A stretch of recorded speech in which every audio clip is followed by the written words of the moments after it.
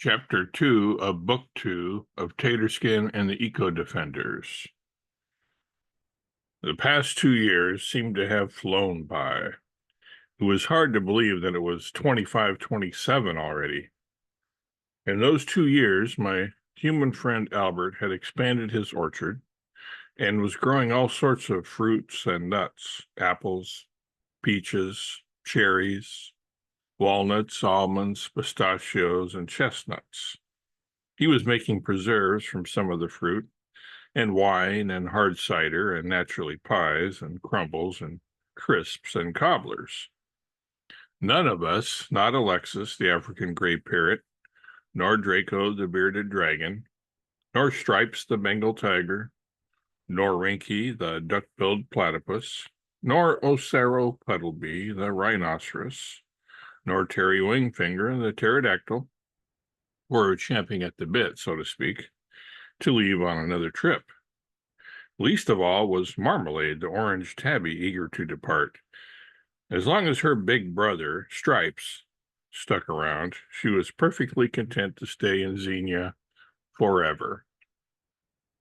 Speaking of Marmalade, she was no longer a kitten. She was going on 3 years old now, so the youngest among us were the year-old pups. Especially disinclined to pull up stakes just now were Rovette and I, as we were almost completely focused on enjoying our new status and responsibility as parents. Still, though, it was in the back of all our minds. We had agreed to return to various times and places in the past to remedy bad situations that had occurred or prevent them from happening in the first place. We all knew we couldn't put it off forever. But we needed a catalyst.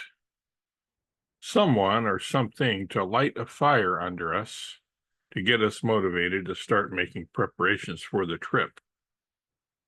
We had all been thinking about which events from the past we would most like to change. There were plenty.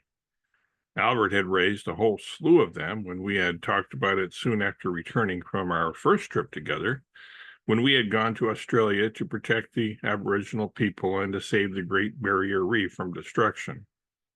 On to India to protect people from Thuggee and the animals from being used as deadly weapons against each other in staged fights to the death. And finally to Africa, where we prevented King Leopold of Belgium from colonizing the Congo and also put an end to poaching throughout the entire continent. We knew that we had rested on our laurels long enough.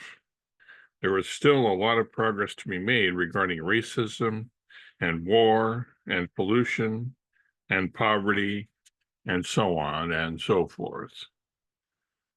Albert was the one who approached us about it, coming down to our waterhole one brisk morning at the start of winter.